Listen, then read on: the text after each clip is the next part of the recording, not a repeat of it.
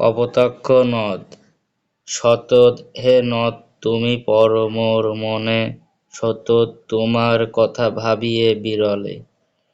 অর্থ: প্রবাস জীবনের দৃঢ় বাস্তবতা কবিকে স্মৃতিকাতর করে তুলেছে। কবি সর্বদা কপোতাক্ষ নদের কথা স্মরণ করেছেন। নীরব স্তব্ধ পরিবেশে কপোতাক্ষ নদের স্মৃতি কবিকে ভাবিয়ে তোলে।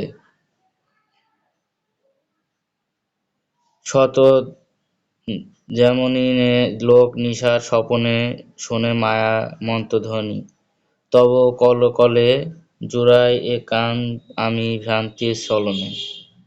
অর্থ: রাতে মানুষ যেমন ঘুমের ঘোরে স্বপ্ন দেখে, রহস্যময় মায়া মন্ত্রধ্বনি শোনে, কবিও তেমন কপোতাক্ষকে নিয়ে স্বপ্নে বিভোর হন। রহস্যময় মায়ামন্ত্র ধ্বনির মতোই কবির কানে কপোতাক্ষ নদের বয়ে চলাচল করধ্বনি বাজে। তিনি যেন স্বপ্নের ঘোরে কপোতাক্ষ নদের কলকল ধ্বনি শুনতে পান।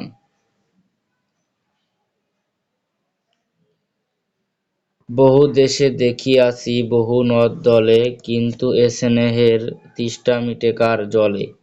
দুগ্ধ স্রোতরূপী তুমি জন্মভূমি স্তনে। অর্থ: প্রবাস জীবনে কবি বহু নদ-নদী দেখেছেন, দেখে মুগ্ধ হয়েছেন, কিন্তু কোনো নদের জলই কবির স্নেহ-তৃষ্ণা নিবারণ করতে পারেনি, কবিকে তৃপ্ত করতে পারেনি। কেননা শৈশবে কপোতাক্ষ নদই ছিল কবির প্রাণসখা। তাই কপোতাক্ষের মনোরম সৌন্দর্যই কবিকে তৃপ্ত করে, স্নেহের তৃষ্ণা নিবারণ করে।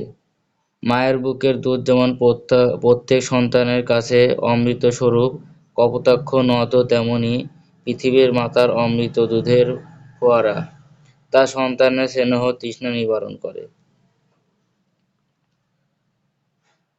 আর কি হবে দেখা যতদিন যাবে। অর্থ: আর কি হবে দেখা যতদিন যাবে। প্রবাস জীবনের দৃঢ় বাস্তবতা দুঃখ কষ্ট কবির মনে সংশয় সৃষ্টি করেছে। হাজার মাইল দূরে থাকা জন্মভূমি তথা কপোতাক্ষ নদের সাথে তার আর কি দেখা হবে।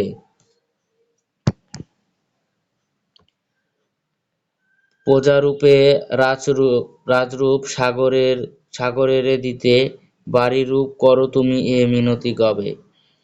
বঙ্গজনের কানে সখে সখারিতে, নাম তার এ প্রবাসে মজি প্রেম ভাবে। লইছে যে তব নাম বঙ্গের সঙ্গীতে।